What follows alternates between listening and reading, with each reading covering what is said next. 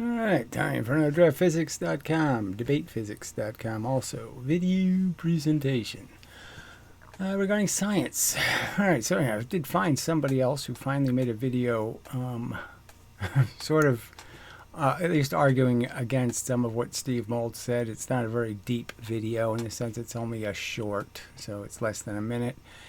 And I'm not even sure I entirely agree with the argument, beyond the fact that at least he pointed out that if you suspend the weights horizontally on the sticks, and if the sticks are the same length and all of that other stuff, that yes, they'll weigh the same. It requires the same pressure to move them. The smaller mass does not have any more inertia and doesn't resist more being moved or any of that nonsense, because levers do in fact conserve momentum. Big M, little v, big V, little m. That's it. That's all the physics. That's physics. Everything else is nonsense. That's physics. There's no other physics but mv. There's no mv squared. It's just garbage. Nonsense. I don't know if this guy will agree with that, but we'll see. So we'll see if we can engage him. So like many, like Bruce Yearney, for example, and some others who have a bunch of videos over the last 10 years, very few views, unfortunately, in the 300 kind of number, and none of them on this subject, unfortunately, of this conflict between kinetic energy and momentum, at least none I can find. And a lot of the cliche, exploding watermelons, blowing up stuff, seltzer, whatever, all the kind of showy physics, which is a little bit not so great. But anyway, make it exciting, kind of, it's not science, it has to be entertainment, scientainment, and that's where it all goes wrong, because every single, as I have found out over the last 10 years, every single little bit, everything you can say, even Newton's third laws, there's subtle places where you have to qualify what you're saying, because there are variables. And it's all nuanced, and it all has to be thought about carefully.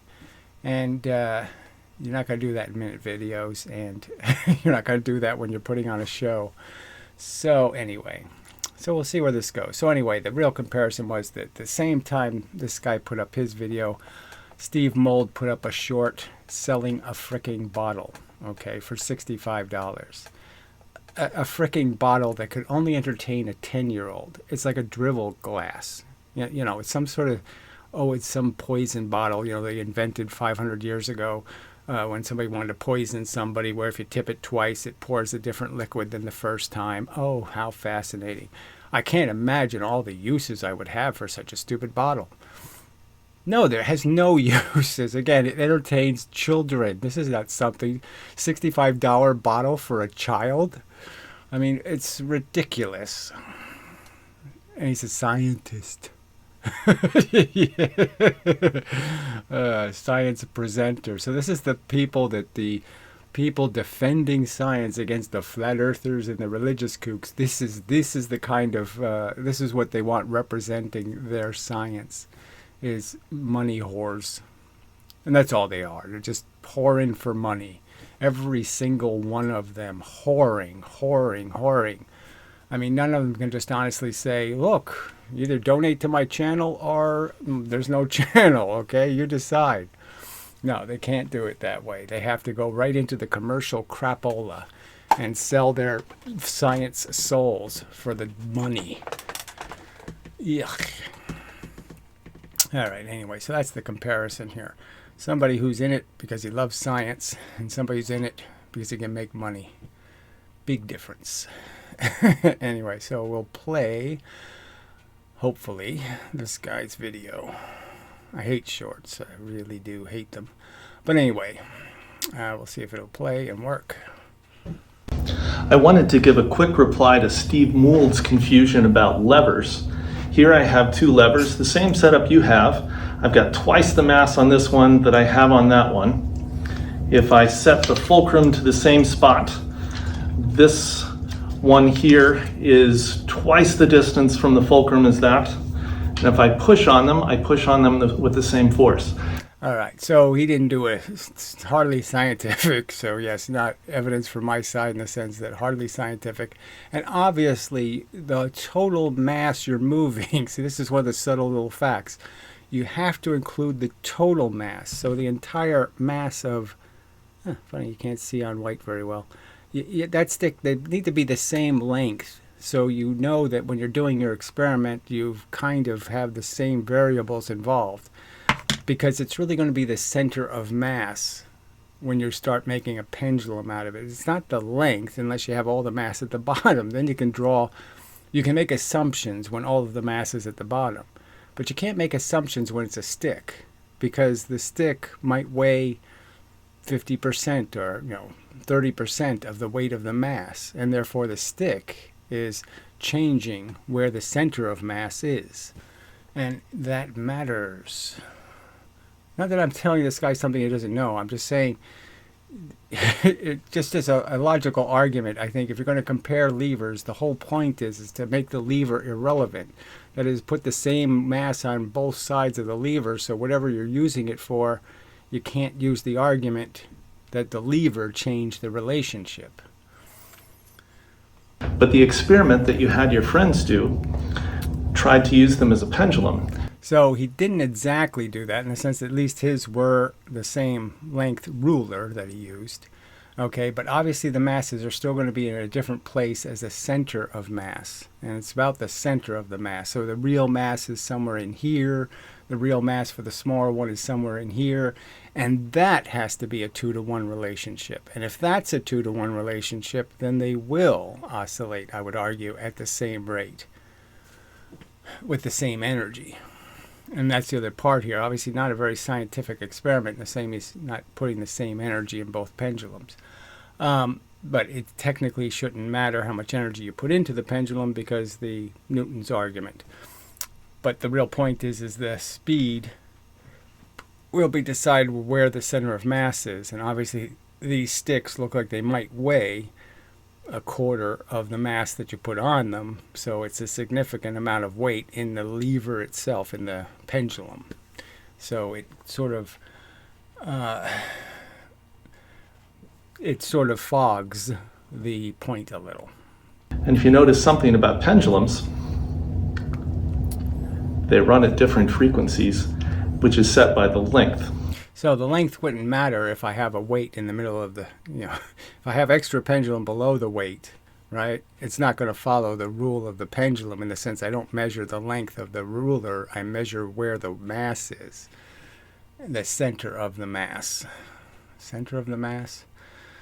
Well, anyway, something like that. So that's the trick, is you have to account for the fact that the stick itself is diluting the mass of the objects, and it has to be accounted for, because moving the sticks will be part of what the matter that's getting moved.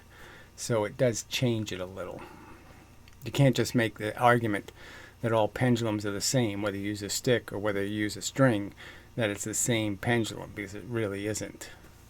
It'd be my simple argument. I wanted to get... So anyway, so that's the video. So yeah, it's way too short. And again, I went to his channel, looked for some other stuff. I found a video where he, he's talking about F equals ma, and he basically makes my argument that it's really F equals, you put the A on the other side, and then you make the F essentially just F times mass. And so it's pretty much making the argument, as Newton made, that force is just velocity. That's all you're going to get. Twice the force, twice the velocity. 3 times the force, 3 times the velocity. So you can just interchange those components and just argue that they're equal, because you'll get an equal proportional change in your power based on that simple equality between force and velocity, the velocity it produces.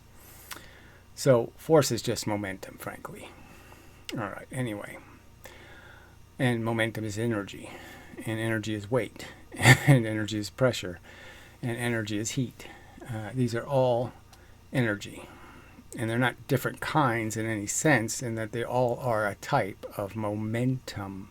Heat is a type of momentum. Pressure is being applied by something that has momentum. Temperature. It's all the same. It's all about moving matter. And the simple argument is we're smart enough, we should be, to recognize that little tiny things can be moving or big things can be moving. And when the little tiny things are moving, it takes just as much energy to move little things as big things when there's lots of little things to move. Shouldn't be that complicated. MV works, and it works really well, and there's absolutely no reason to think the universe runs on anything other than masses moving velocities, and no reason to think anything is squared. No good reason. So we'll see if we can get this guy to engage in that conversation. Now this is called willfully physics, and then his channel is called something entirely different, so that is a little weird. Paul Nord. So his channel name is Paul Nord, yet his name on the short is something else, so I don't know exactly why that is. Can't explain that for you. So anyway, so this did show up. So here's Mr. Mould's short, where he's selling this stupid bottle. Okay, this stupid, idiotic, nonsensical piece of crap bottle for $65. I mean, it's just gross. Yeah, it's a gross thing to be doing. Just so bad. $65 bottle.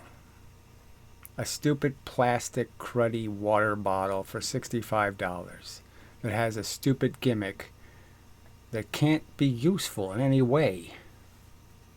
I mean, it just can't. It has zero utility. It's some silly gimmick that's supposed to entertain someone? Who the hell could it possibly entertain?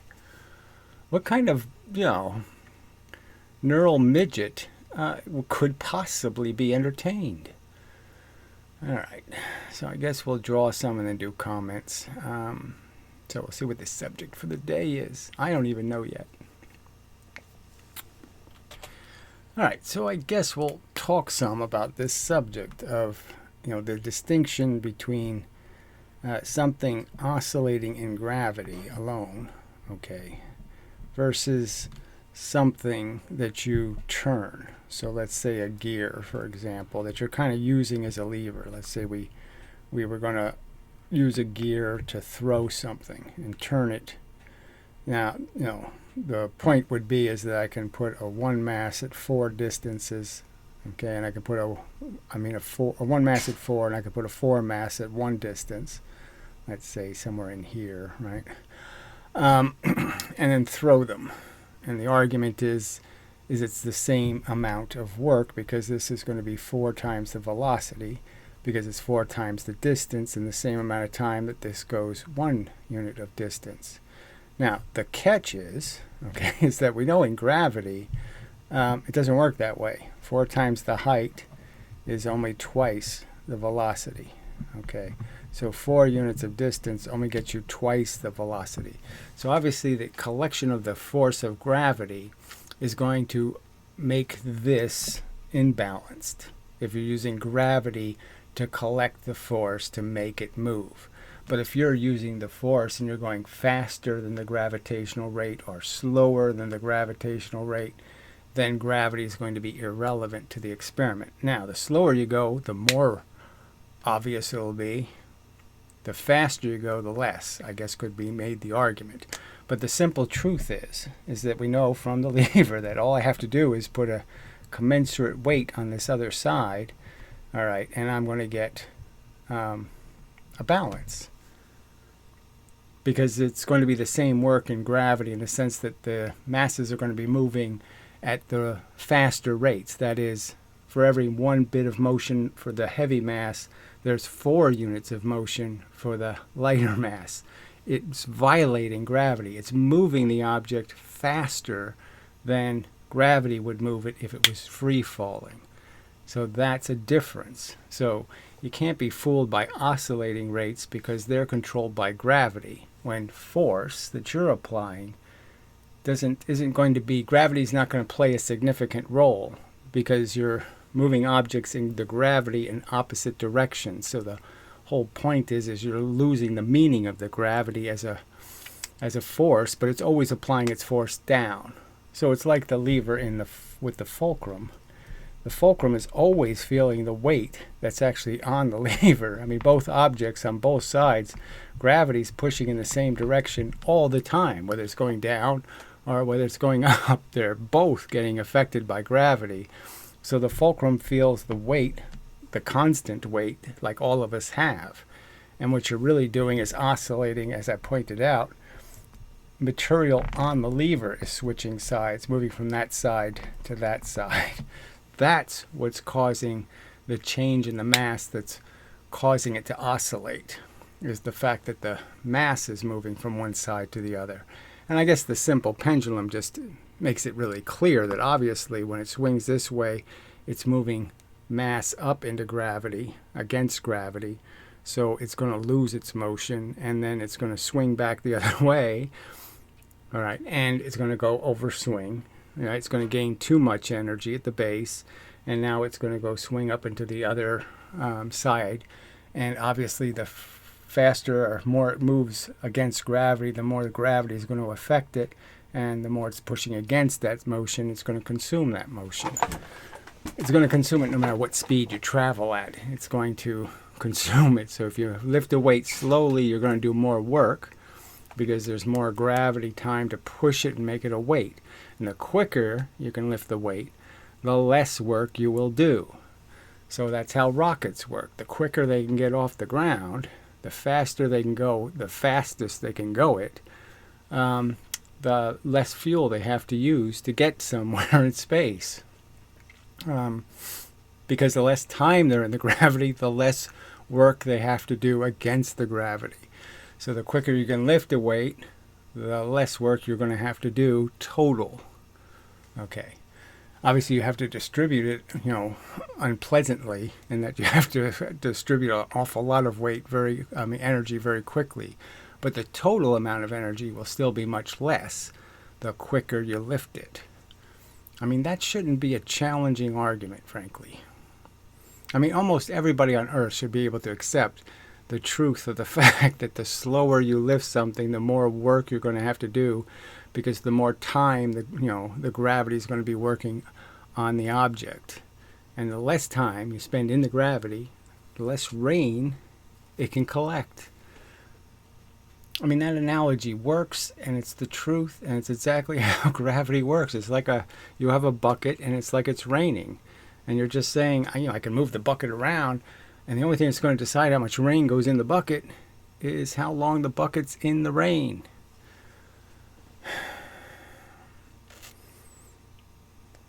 It's almost disturbing that that's a possible argument, that somebody could possibly argue against that and say that's not how it works, when that's exactly how it works. I mean, there's no other rational way to describe how you collect the force of gravity. It's all about how much time you spend unsupported in it. That will decide. And what does being supported mean? It just means that something else is taking the force. Something else is absorbing the pressure. All right, so maybe we'll just do the rolling thing, just because I don't think we've done that in a Steve Mould video. So maybe Steve Mould could do this video. This experiment. And he could tell us how, yes, friction is linear, and this proves kinetic energy.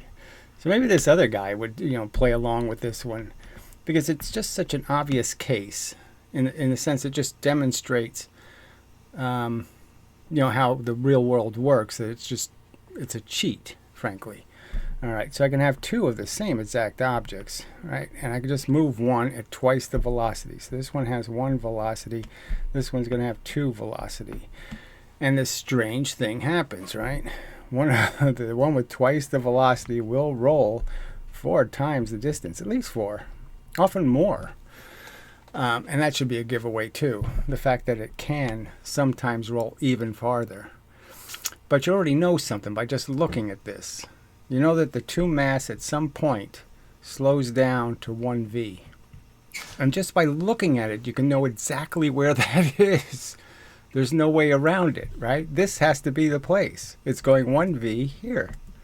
Here. Because this experiment, right, I could just put the little ball there, is exactly the same as this experiment. The ball's going 1v, it travels that far. So this is exactly the same as this. I mean, this experiment right here is just redoing this experiment. And then all of this has somehow, this whole unit of stuff is somehow the same as this unit of stuff, because we know this is only going to be 2 seconds, 2 units of time. So it's only going to be 2 units of time to do this, and it's going to be 1 unit of time to do this.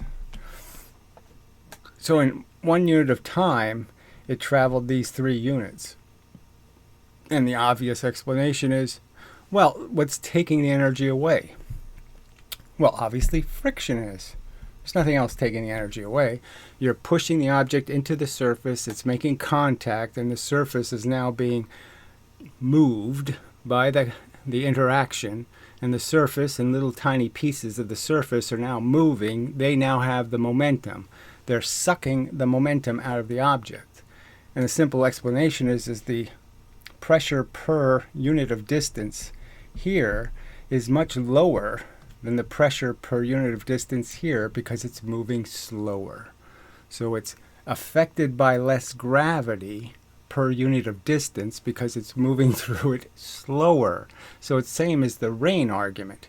If I had 2 setups where one thing moves only 5 feet and the other thing moves 15 feet, but this one's going to go twice as fast, well, it's going to end up being the same amount of water in the bucket. So if I put them in the rain and I put the buckets in because it's the same time, and that's all that's going to matter.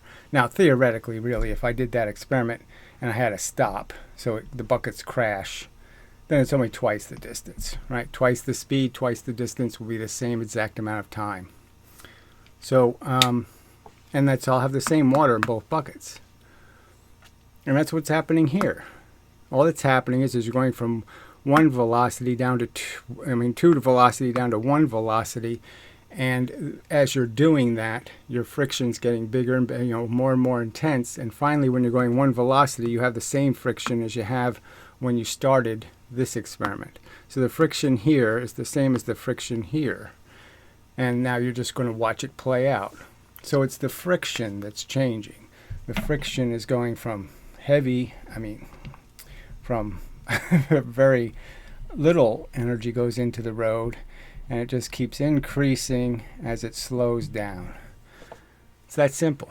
More energy into the ground, the slower you're rolling. The faster you roll, less energy into the ground. That's why you can slide across thin ice, is because you're applying less weight to the ice. Obviously you can't slide really slowly, because then your full weight will have time to affect the ice. And all you're saying is I can defeat the amount of time it takes for my full pressure to be applied by moving quickly. So I can't see how anybody can defeat that logic. I just sit here and marvel at it and say, okay, what's the counter argument? What's a possible counter argument against the argument that why you get away with sliding across thin ice is because you're actually making less contact with the surface and you're going fast across it, and that's what's making the less weight pushing on the ice. And so the ice doesn't break because you're applying less force, because the units of force per distance are going down, down, down the faster you go. The faster you go, less contact, less pressure, less ability for your momentum, your linear momentum, to be converted into ground motion. Less possible the faster you're going. And it's so many ways you can understand that. The whole problem with, they try to do this land speed record stuff, and they basically have to turn the car into a kind of airplane. And they're basically going to just try to fly a millimeter off the ground. There's no other They're not doing much else. They're just trying to minimize their contact with the ground and to achieve faster and faster velocities. And it's just, you know. All right. Yeah, there's no other way to, you know, I just don't understand how people can't see the connection between how you're just transferring motion and everything. This friction thing isn't a counter force. Friction isn't some other force that's doing something. Friction is your force going into the ground, into the thing you're having contact with. Sandpaper, you know, you rub against a piece of sandpaper. What's happening? Well, the sandpaper is flecks are flying off, all kinds of stuff is jiggling. Your motion is being converted into some other little things moving. How is that complicated? There's no counter force. There's no mechanism, you know, that's doing some aggressive job of trying to counter. There's nothing countering your energy. You're just losing your energy. You're breaking the energy off into little pieces. The energy is being absorbed by other things moving in the universe. When something moves in the universe, it has to get the energy from something. It can't get it for free. Something else has to give it to it. It really shouldn't be an argument. It's just insane that it's an argument. But it's not an argument that I can counter because no one will tell me their theory. No one will do this and draw it and explain to me how they think it works. So I could critique their argument and say, no, it's not linear. Friction is not linear. It's just a fact. It's not. Gravitational friction is not linear because gravity takes time to push you into the ground. Your actual velocity into the ground is only 1 mile per hour. You're not going that fast into the ground. So that's another experiment I've talked about. And, you know, it's the fact that physics never teaches this. There's not a single place I've ever seen anyone ever talk about how simple an experiment this is, and no one's ever done it. I mean, it's just kind of incredible that it's never been done, to my knowledge. I mean, it's such a simple experiment, right? You can even put these things on pendulums, but it's not really necessary. So you just shoot something. So let's say this was a 10 mass, okay, and this was a 1 mass. All right, this was a 10 mass. And the simple argument is there a velocity I could give both these objects so when they hit the scale, this will weigh, okay, what 1 mass would weigh. That is, the scale will read 1 mass worth, 1 unit of mass. And this one will read 10 units of mass. Okay, so it'll read its gravitational weight. And the simple argument is, yeah, 1 mile per hour. Okay, so I could slide a mouse into the scale at 1 mile an hour and it'll weigh whatever, 10 ounces. And I could slide an elephant in the scale going 1 mile an hour and it'll weigh 1,500 pounds or whatever the number is. That's it. So it's 1 mile an hour duplicates your gravitational weight. So if you want to duplicate your gravitational weight, you want to measure your gravitational weight with a scale that you step on. You turn the scale sideways and you just bang into it with your weight, your entire mass moving, like on a pendulum. You swing into the scale on a pendulum going 1 mile an hour, and you'll weigh your gravitational weight. Highly significant physical fact. Yet no one's ever uttered it, as far as I know. Never found a video that talked about the fact that we can understand, that we can know how much momentum we push into the earth with by knowing how heavy we are. It's telling us a momentum. Momentum is weight. They never say that either, but that's all momentum is. It's just a weight, a pressure. Weight, pressure, same as momentum. Exactly, it's the same thing. All right, let's see if there's anything else. And then we'll go to comments. I guess we'll go to comments now. That's enough science lesson for the day. that no one cares to hear, no one cares to pay any attention, because they just care about jerky shows. Silly assholes selling product. Alright, back. So, some liquid Zulu. Well, that doesn't sound good. You reference in the video that EK, well, I don't even bother with the K part, moron. Anyway, and I don't know, he's got MV squared. Okay, so he's doing the putting the half by breaking the half and putting a 2 under. Was the same, was in some way contrived to suit agenda. So, I mean, I have a ton of videos, right? And so he says, okay, do you have any other videos where you discuss this agenda is? So you can't be bothered, right? I mean, I put draft physics in the title. I put debate physics in the title. It doesn't make any difference. You're not going to bother looking for the other topics. But on the debate website, there's a ton of videos on the subject of kinetic energy versus momentum. And in many of those videos, I mention this whole Leibniz story. Okay, there's a guy called Leibniz who apparently now is a hero. He was a villain in his own life. Nobody showed up at his funeral. No one. No one even would pay to bury him. Okay, he was so well despised by scientists. Okay, Newton was buried as a god. Leibniz was buried as a hunk of dirt because of his behavior. Okay, he was a religious fanatic. And he asserted that Newton and Descartes were idiots and wrong, and he even suggested they were a threat to civilization and tried to influence the king to censor Newton. Okay, so it's his agenda, this stupid squared crap. Okay, this MV squared was his agenda, and it was based on this argument that 4 pounds dropped 1 foot is the same power as 1 pound dropped 4 feet. And the absolute truth is that 1 pound dropped 4 feet is only twice the velocity. So it's half the momentum. So he's making an argument where two things with completely different momentums, that is 50% difference, you could argue it's 100% difference, twice as much, and he's arguing those things have the same energy, the same impact force. So can you understand why there was a controversy? That some people might argue it isn't possible for things to have the same momentum and cause a different amount of motion. It's not possible because motion is transferred. It isn't created or destroyed. It's just transferred.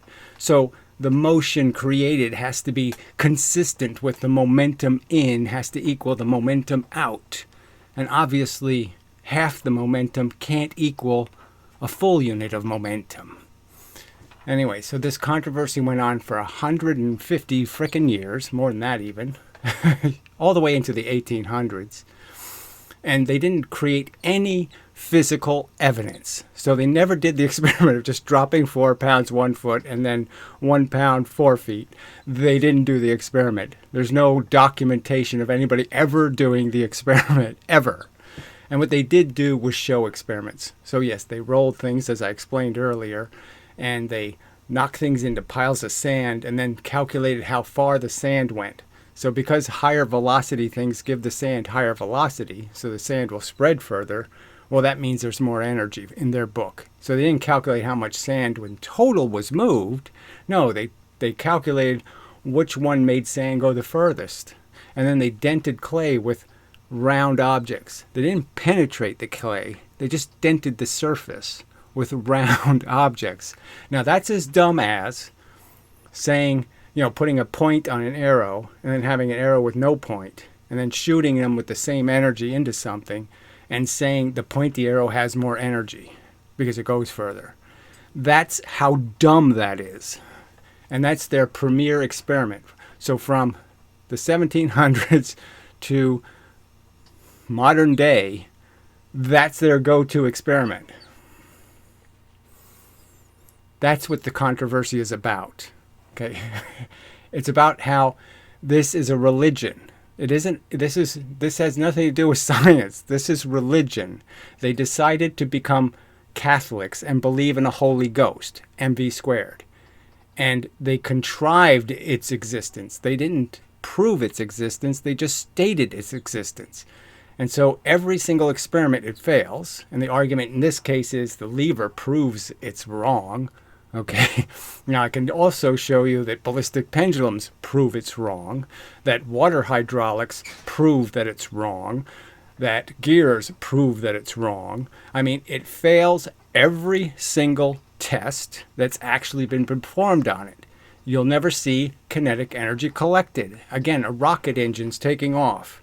If you calculate the kinetic energy, it won't tell you how many joules of energy the rocket gets. But if you calculate the momentum of the thrust, it will tell you how much energy the rocket gets. So it's everywhere. Momentum landed human beings on the moon. If you use kinetic energy, you crash. These are facts, and they've ignored them because they want to believe in this piece of crap for what is absolutely no good reason. So you can just say, why are they doing it? I don't know. They're horny for bullshit. It's woo physics. They want the physics to be more complicated than it is because then they can do lots of equations, lots of rationalizations. I can't explain why people are insanely stupid. Why do people believe in gods? They're superstitious, for fuck's sake. Why do they do any of the nonsense they do? Because they're just stupid. And it's my unfortunate plight to be, to have to exist among humans. Because they obviously can't function. I mean, I don't know what I am, but I'm obviously defective in some way because I'm not an ignorant fool that falls for nonsense. Okay. Kind of a long answer, but you get what you get. All right. AV guy. Regarding pressing a finger down on the lever with the weighted side in the black box, Mould states, so he states it, you idiot. He makes a false premise in the video. So he starts the video by basically lying. Look, this is how levers work. And then the second half of the video, he debunks his own theory. You're too stupid to even understand that?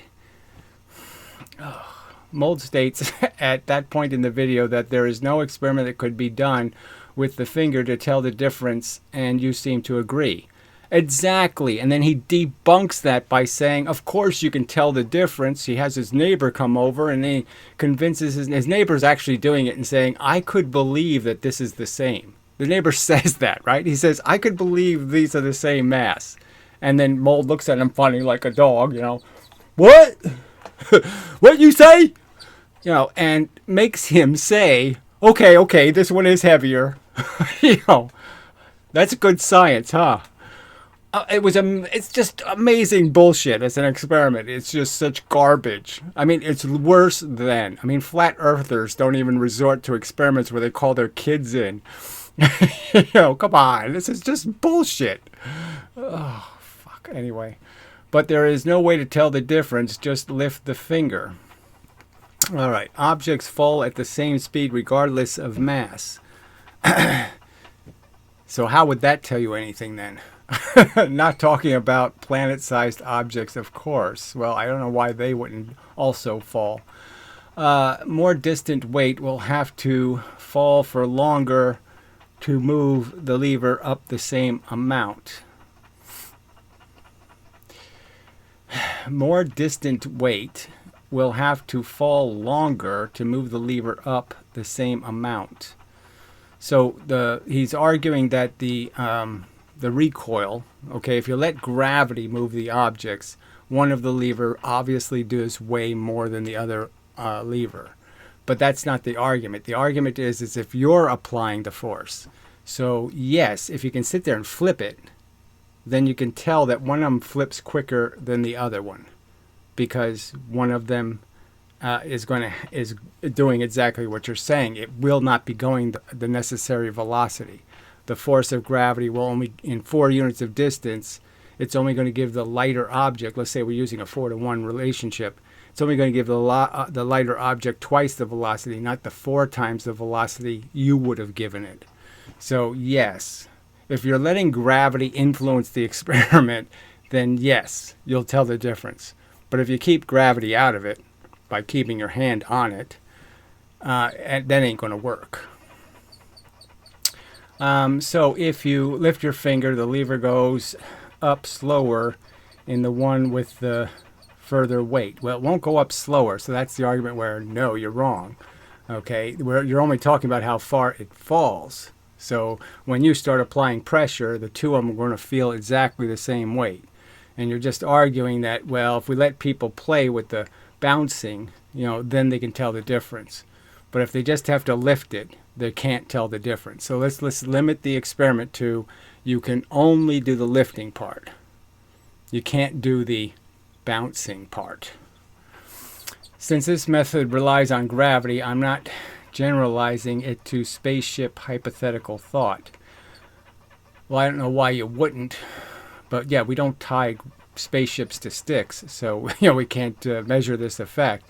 But you're correct, as I just pointed out earlier in the video. Gravity isn't going to be able to give it the 4 times the force, 4 times the velocity. Gravity can only give it twice the velocity.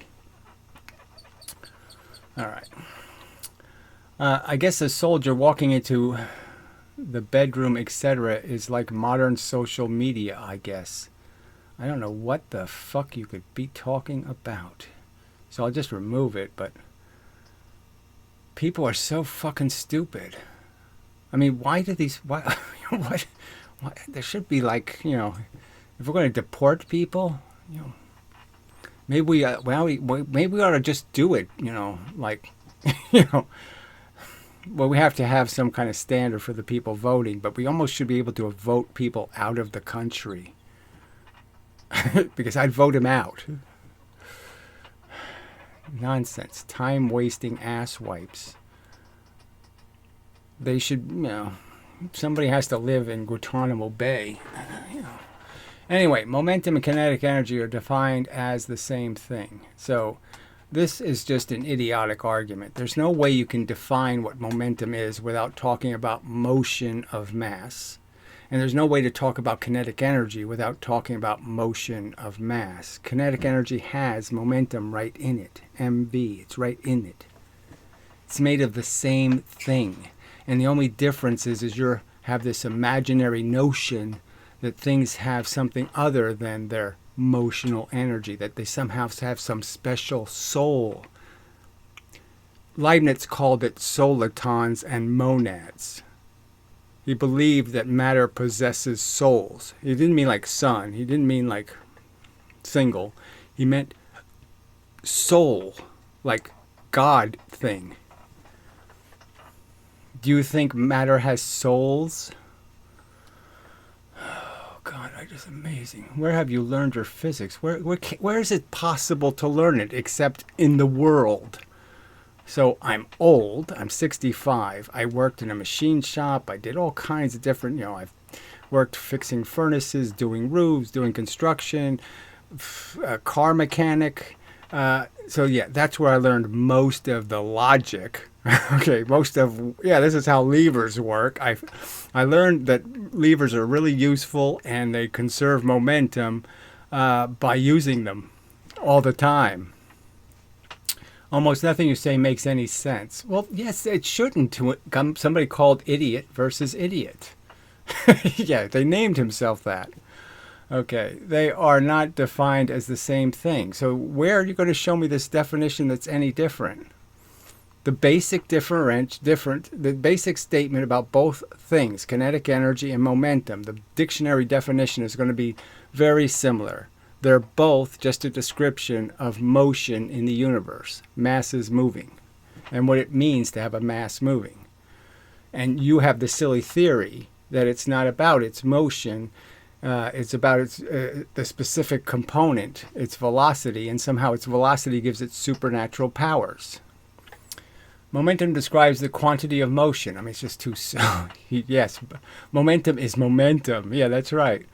In terms of mass and velocity, Kinetic describes a moving object, so this will be really funny. In terms of work, so this is just bullshit. I mean, obviously, my argument is you'll never show me an experiment where momentum doesn't do work. There's no task that momentum can't accomplish. So show me some work that needs to be done, and I'll show you how momentum can do it. Like moving a spaceship, for example, fucktard. Oh, what an idiot. Defined as work equals FD. Yes, exactly. Defined by who? Okay. Defined by experiment? Never. Okay. Defined by bullshit? Yes.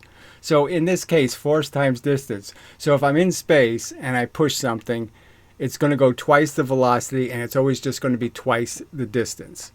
But if I do it on Earth, oh yeah, then if I roll it, I'll get 4 times the distance. So on Earth it has kinetic energy, but in space it doesn't. Is that your argument, retard?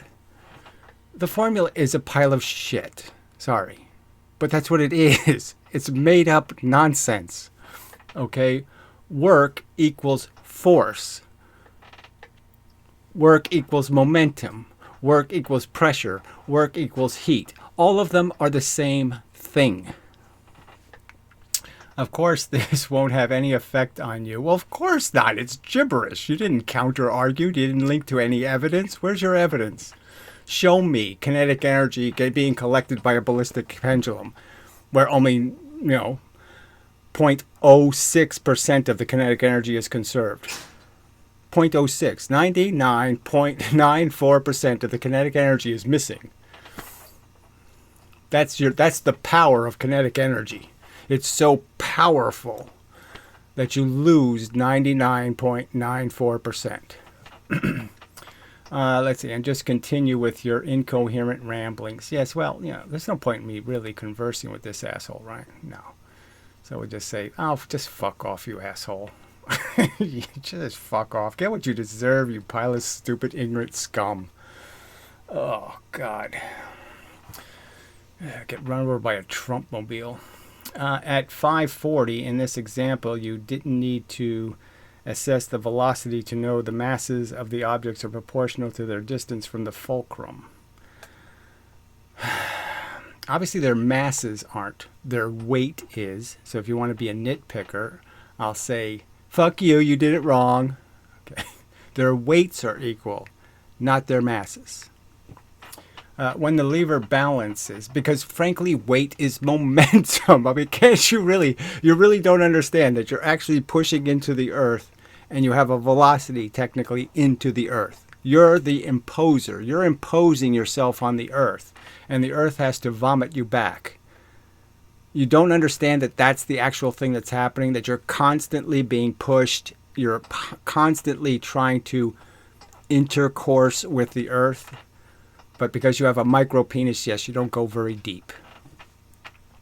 When the lever balances and the velocities are both 0, I already explained this, right? So in the third video ago, I already explained how, if you took a cross section of a lever, all that's happening is a little tiny bit of the lever is switching from side to side. The mass of the lever is getting a little heavier on one side, then it's a little heavier on the other side, and that's what makes the lever oscillate. Moron. All right.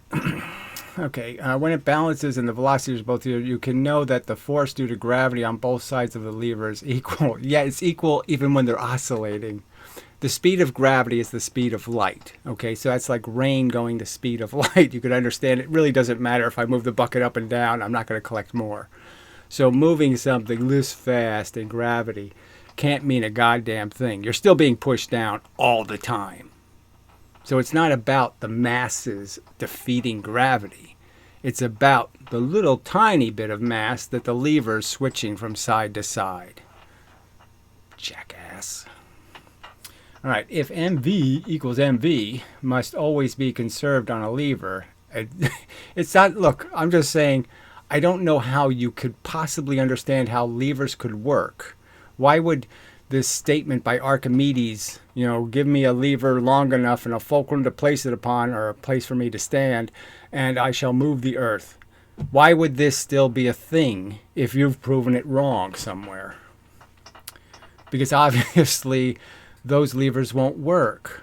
Okay. And this is the only important rule that would prevent you from adding masses to balance the lever that is not moving.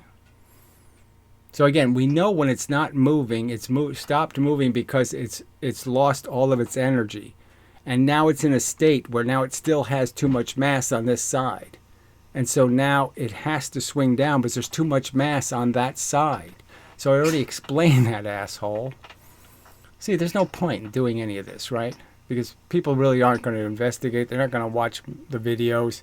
They're not going to see any of the context. And they're just trying to turn a subject that has a little bit of nuance, just a little bit, has a little bit of nuance, and they want to just make it into a cartoon crayon drawing. What would prevent you from adding mass to the balance of the lever that is not moving? So again, the fact that it's not moving for a split second doesn't mean that it isn't in non-equilibrium. It's in a state of non-equilibrium.